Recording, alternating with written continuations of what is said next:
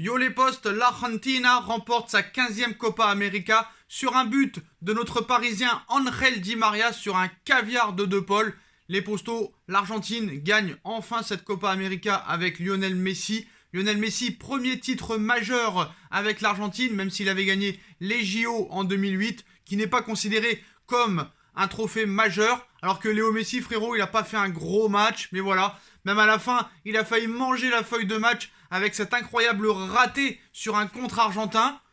Il y avait beaucoup de Parisiens dans les 22 joueurs et d'anciens Parisiens, donc actuellement il y avait Ángel Di María qui a été buteur sur un lob magnifique et je pense que Ángel Di María peut encore rendre de nombreux services au Paris Saint-Germain. Il y avait Neymar qui a fait un très bon match, on en reparlera. Il y avait Leandro Paredes qui n'a pas été exceptionnel, à part le gros tacle qu'il a fait sur Neymar et le blessé peut-être, il n'a pas fait grand-chose. Il y avait Lo Celso, il y avait Marquinhos qui n'a pas fait un match non plus très solide en défense, mais voilà. En deuxième mi-temps, c'était mieux quand même. Thiago Silva, ancien parisien, Lo Celso, ancien parisien, mais voilà. Bon, Marquinhos, quand même, je suis assez dur avec lui. Il était quand même là, même si à la fin, il était un peu nerveux, mais voilà. C'est vrai que, on va dire que le Brésil a raté ses 20-30 premières minutes. Au début, c'était un match de catch. Je crois qu'il y a eu 14 fautes en 15 minutes.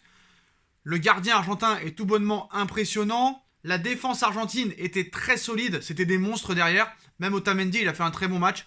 J'ai été surpris vraiment du match de Neymar. Neymar est revenu à un niveau complètement fit. Il n'a pas eu ce corps, je crois, depuis plus de 3 ans. Et voilà, ça laisse présager peut-être de bonnes choses pour la suite, même si je pense que lui, il va pas s'en mettre par rapport à Messi. Voilà. Neymar n'a jamais remporté de très grosses compétitions avec le Brésil. Il a gagné les JO en 2016, il a gagné la Coupe des Confédérations en 2013, mais tu peux pas vraiment comparer ces deux tournois-là à une Copa América ou à une Coupe du Monde. Donc voilà, ce sera partie remise pour Neymar qui devra s'illustrer en 2022 pour cette Coupe du Monde au Qatar. Mais voilà, franchement c'est dommage parce que j'ai trouvé un Neymar très solide qui a reçu beaucoup de coups et qui s'est relevé assez vite, contrairement à Paris où ça reste par terre pendant 2 heures. Je l'ai vu combatif, alors j'espère que ça continuera comme ça et que cette défaite du Brésil ne va pas le remettre dans ses travers, parce qu'on sait que c'est très facile de retomber dans ses travers quand tu fais une bonne compétition. Alors j'ai pas compris parce que lui et Messi ont été élus les deux meilleurs joueurs du tournoi ex aequo alors qu'il y avait une finale. Bon, après les deux, voilà, je pense que Neymar a été un peu meilleur que Messi lors de ce match, mais voilà, on a vu Messi en pleurs à la fin du match.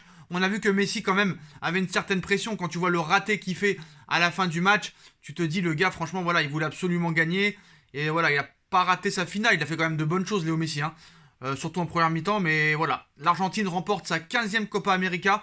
28 ans après son dernier sacre. Ça faisait 28 ans que l'Argentine n'avait pas gagné une Copa América grâce à une réalisation d'Ángel Di María, notre Parisien, à la 22e minute, sur un lob assez exceptionnel et sur une passe magnifique et millimétrée de De Paul, qui est un très bon joueur. Lionel Messi remporte, lui, son premier tournoi et titre majeur avec l'Albiceleste. Le Brésil perd pour la première fois une Copa América disputée sur son sol. À chaque fois que le Brésil avait accueilli la compétition, le Brésil avait toujours gagné. Donc voilà. Franchement, moi, Neymar, honnêtement, vous connaissez, souvent je le critique, à juste titre. Mais là, honnêtement, ça a été le meilleur Brésilien. Mbappé ne veut pas prolonger et aller jouer à Madrid. Aller jouer à Madrid avec qui? Vinicius Junior. Je suis désolé, Vinicius Junior, il ne sert strictement à rien, ce joueur. Franchement, à part prendre le ballon, jouer tout seul et la perdre, incroyable. Et voilà, tu vois que Neymar, à ce niveau-là, au niveau du physique qu'il a, tu vois que le gars vraiment avait du jus.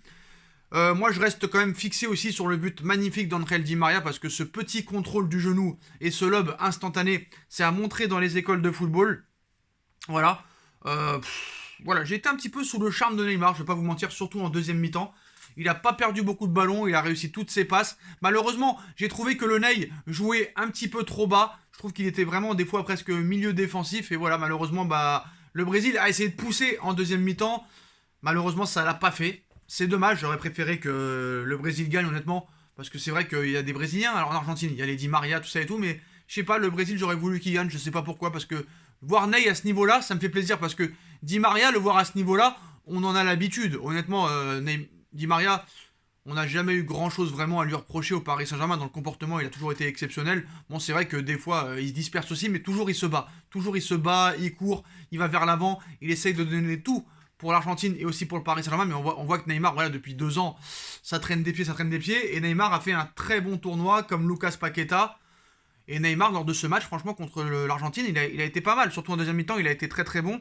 Et tu vois qu'il a encore du jus. Ça reste encore un footballeur de très haut niveau, Neymar. Et s'il montre avec le PSG ce qu'il a montré avec le Brésil lors de cette compétition, je pense qu'on peut attendre grand chose. Et c'est ça qui me fait peur. J'espère que cette défaite mentalement ne va pas le briser et le faire revenir dans ses travers. J'espère pas. On a vu que le recrutement du Paris Saint-Germain, ça a été bien fait quand même. Il y aura des gros joueurs. Je pense que ça peut le mettre aussi dans la tête que rien n'est perdu, qu'il y a beaucoup de titres à gagner, une Ligue des Champions, il y a une Coupe du Monde l'année prochaine, une Copa dans 3 ans, il aura sa chance. Malheureusement, le Brésil avait gagné la Copa en 2019, malheureusement il était blessé, comme à son habitude, mais je l'ai trouvé plus solide, hein. Honnêtement, il a pris beaucoup de coups, il s'est relevé assez facilement, d'ailleurs, Leandro Paredes l'avait prévenu, mais bon, je suis quand même content pour les Parisiens d'Argentine, hein. Angel Di Maria, Leandro Paredes, qui eux aussi méritent, on va pas se mentir, Messi aussi méritait quand même un titre majeur avec l'Argentine, après 3 finales perdues, 2 de Copa et une Coupe du Monde face à l'Allemagne en 2014, mais voilà, le Brésil n'a pas été tranchant, et moi franchement, je te dis la vérité, Vinicius Junior, frère, il a vraiment une très grosse marge de progression. Lautaro Martinez, est-ce que c'est le phénomène que tout le monde prétend? Vraiment, je demande à voir, il m'a pas impressionné lors de cette Copa América, un mec comme De Paul m'a plus impressionné. Franchement, quand tu vois Lo Celso au milieu de terrain, tu te dis honnêtement, est-ce que Paris n'a pas fait une bourde en le laissant partir en 2018? Franchement, c'est vraiment dommage. Parce que je pense que Lo Celso au milieu de terrain, ça aurait fait du bien. Otamendi, il a des beaux restes. Martinez en Argentine, très bon. Akura, côté gauche, du côté de l'Argentine, bah, c'était pas mal non plus. C'est de lui que venaient les centres. Voilà, malheureusement au Brésil, pour moi Neymar a été trop seul. Offensivement, voilà, Richarlison, voilà, en dessous de tout. Everton Suarez, pas très bon. Lucas Paqueta, il n'y a que Paqueta qui essaie de faire quelque chose avec Neymar. Et l'entente Paqueta-Neymar, c'est vraiment vu lors de cette Copa América. Franchement, ils ont été très bons les deux. Il y a une entente assez incroyable, mais voilà. Au niveau de l'axe, Thiago Silva, Marquinhos, ça tient la route. Mais voilà, on a vu un Danilo pas top. On a vu un arrière-gauche, Renan Lodi, qui a été un petit peu en dessous de tout aussi. Fred au milieu de terrain, c'était très limite. Voilà, c'est ça que du côté de l'Argentine, ont été beaucoup plus solides, beaucoup plus concernés, des joueurs qui allaient plus vite vers l'avant. Ça n'a pas été le cas du côté du Brésil, où pour moi Neymar a été trop souvent seul. C'est de lui que pouvait venir complètement l'ouverture, à part un geste de folie de Neymar. Je vois pas comment le Brésil aurait pu s'en sortir. Vinicius Junior, franchement, je vois pas trop d'avenir dans ce joueur, honnêtement. Il y en a qui vont me dire des méchancetés, je pense, mais voilà. Malheureusement, les postos, bah, pas de Copa América pour Neymar et Marquinhos, mais une Copa América pour Leandro Paredes et Lionel Messi. Voilà les postos, victoire de l'Argentine, 1-0. Donc maintenant, on va voir comment le dossier Lionel Messi va évoluer. Est-ce qu'il va partir en vacances et après peut-être parler de son avenir, ou va-t-il régler très vite sa situation contractuelle dès le début de semaine pour aller en vacances tranquillement? On verra. Ce feuilleton va nous tenir en haleine. On en reviendra très clairement très vite sur le dossier. Puis voilà, puis Mbappé, je sais pas avec qui tu veux jouer au Real Madrid, mais bon, voilà, le projet sportif, il est à Paris. On a vu que les joueurs aujourd'hui étaient très solides du côté du Paris Saint-Germain, que ce soit Marquinhos, bon, Paredes un petit peu en dessous, Neymar revient au niveau, Di Maria est très bon. Avec le mercato qui a été fait et encore 2-3 joueurs qui pourraient arriver, franchement, l'objectif de Mbappé, c'est de signer à Paris. Il n'y a pas mieux qu'à Paris. Alors après, est-ce que tu es jaloux de Neymar? Est-ce que tu es jaloux d'autres joueurs? Je ne sais pas. Mais en tout cas, pour moi, il y a de très bons joueurs au Paris Saint-Germain. Et on a vu que Neymar revient à un bon niveau. Et on espère que ça continuera toute la saison prochaine. Voilà les postos. Dites-moi en commentaire ce que vous avez pensé de ce match. L'homme du match pour vous. J'ai envie de dire Angel Di Maria, mais pour moi, De Paul a été très bon. Voilà, très bon De Paul, honnêtement. Martinez aussi du côté de l'Argentine. Il a été pas mal. Et puis on like, on partage, on commente, on s'abonne. Et on se retrouve très vite pour une nouvelle vidéo les postos. Tchuss.